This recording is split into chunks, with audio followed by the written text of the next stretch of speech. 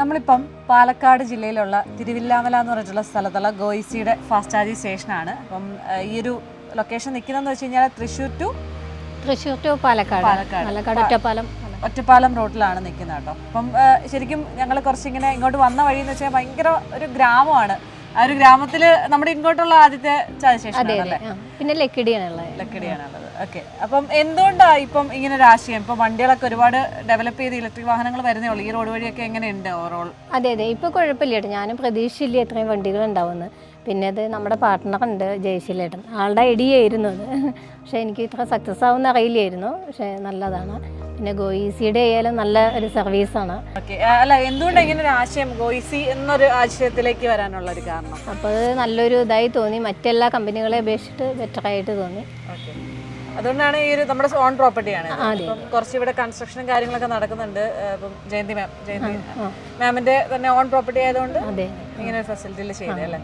ശരി. അപ്പം ഓവറോള് ഇപ്പം ഗോയിസിയുടെ ആ ഒരു എക്സ്പീരിയൻസിൽ ഇപ്പം വണ്ടികൾ എങ്ങനെയാ വരുന്നുണ്ടോ? വണ്ടികൾ അത്യാവശ്യം നന്നായിട്ട് തന്നെ വരുന്നുണ്ട്. ഓക്കെ. ഇതിപ്പോൾ ഇവിടെ നമുക്ക് 25 കിലോവാട്ടിന്റെ ഫാസ്റ്റ് ചാർജറും പിന്നെ ഒരു 3.3 കിലോവാട്ടിന്റെ സ്ലോ ചാർജറും ആണ് ഉള്ളത്. പിന്നെ മാം, ഇങ്ങനെ ഗോയിസിയുടെ ഇപ്പം നമുക്കിപ്പം ഫ്യൂച്ചറാണ് ഇനിയിപ്പോൾ ഇലക്ട്രിക് വാഹനങ്ങൾ. അപ്പം ഇതിനെപ്പറ്റിയുള്ള പൂർണ്ണമായിട്ടുള്ള സ്റ്റഡിയിലും പിന്നെ ഇതിൻ്റെ ലാഭവിഹിതം അങ്ങനെ പറഞ്ഞിട്ടുള്ള കാര്യങ്ങളൊക്കെ സ്റ്റഡി ചെയ്തിരുന്നോ?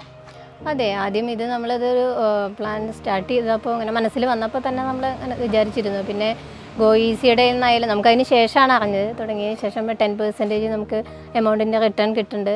ഇപ്പോൾ നമുക്ക് സ്റ്റാർട്ടിങ്ങുകാരെ സംബന്ധിച്ചിടത്തോളം വളരെ വലിയൊരു കാര്യമാണ്. പിന്നെ നല്ല അഭിപ്രായമാണ് പൊതുവെ. മാം, ലാസ്റ്റ് ആയിട്ട് ഒരു ക്വസ്റ്റ്യൻ കൂടെ. ഇപ്പം ഇലക്ട്രിക് ചാർജ് സ്റ്റേഷൻസ് ഇപ്പോൾ ഇതൊരു ബിസിനസ് സാധ്യതയാണ്. അതേപ്പറ്റിയുള്ള അഭിപ്രായം എങ്ങനെയാണ്? മറ്റുള്ളവർക്ക് എന്ത് ആണ്? ഇത് ഫ്യൂച്ചറിൽ നല്ല സാധ്യതയുള്ളൊരു ബിസിനസ്സാണ്. പിന്നെ ഞാൻ വെച്ചാൽ വേറെ ബിസിനസ് ചെയ്യുന്ന ഒരാൾ കൂടിയാണ്. പക്ഷെ നമുക്ക് ഇതിനു വേണ്ടി പ്രത്യേകം സമയം സ്പെൻഡ് ചെയ്യാണ്ടായിട്ട് വരുന്നില്ല. സ്വന്തമായിട്ട് നമുക്ക് അല്ലേ? അതെ. പിന്നെ ആളുടെ ആവശ്യമില്ല, ഇവിടെ ആള് നിൽക്കേണ്ട ഒരു ഇതില്ല. എല്ലാം കൊണ്ടും നല്ലൊരു ബിസിനസ്സാണ്. എല്ലാം കൊണ്ടും നമുക്ക് ആപ്ലിക്കേഷൻ ത്രൂവും അല്ലെങ്കിൽ നമുക്ക് സ്വന്തമായിട്ട് വന്ന് കണക്ട് ചെയ്ത് ചെയ്യാനുള്ള സ്റ്റാർട്ടിംഗ് ബിസിനസ്സുകാരെ സംബന്ധിച്ചിടത്തോളം വളരെ നല്ല ഒരു ഇതാണ്, ഒരു റവന്യൂ കിട്ടുക. അതെ. Okay ma'am, thank you so much.